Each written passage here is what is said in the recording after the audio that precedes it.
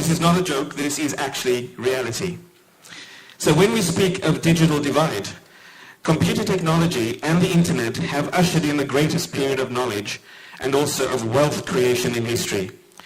It has transformed the way most of the world delivers and receives information and the way business is conducted. You know that. That's why you're here. As leaders in ICT technology, and for you here in Chinese Taipei, for us as NGOs, it is really hard to imagine how life could be without computers or any other form of digital technology. But even in a country as connected as Thailand, which is where I am based and where we work, even in a country as connected as Thailand, we have heard this past week that there is still a wide gap between those who have access to technology and the skills to benefit from that technology and those who don't have access to technology or the skills. Many rural communities in Thailand, for example, have not been included in much of the development in the sector. As a result, many in Thailand, as is in the case in many developing countries, miss out on opportunities to benefit from technology by accessing information. And many will become the new underclass, the so-called underclass, and they will be left behind. Now, just imagine if you will for a brief moment, 9 refugee camps on the Thai-Burmese border, situated in a developing country, Thailand, in remote, sometimes poorly accessible areas, where refugees, around 150,000, have been living for more than 24 years.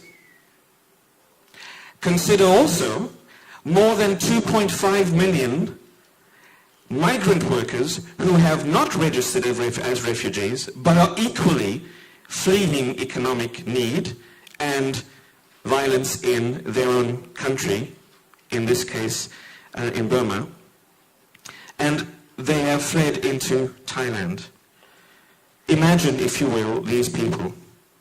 Imagine being born in a refugee camp and being confined with no or little access to the world beyond the boundaries of the refugee camp itself, with little access to the nearest town. Imagine you are considered by the law to be a displaced person, having fled violence, economic stagnation, and imagine that your status limits your access to resources, whether these be technological, financial, human. Mobile phone connection, not officially permitted. Internet connection, absolutely prohibited.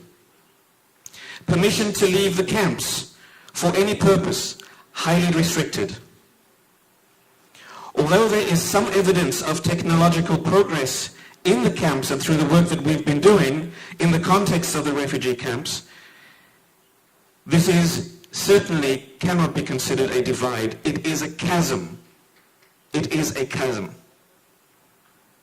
Some refugees have the opportunity to resettle to third countries where skilled labor is required and where they might have to struggle for survival.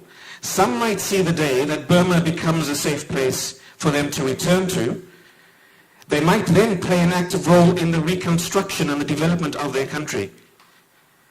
Others might even see the refugee camps themselves being opened up to the extent that job access and learning opportunities in Thailand might become a legal reality.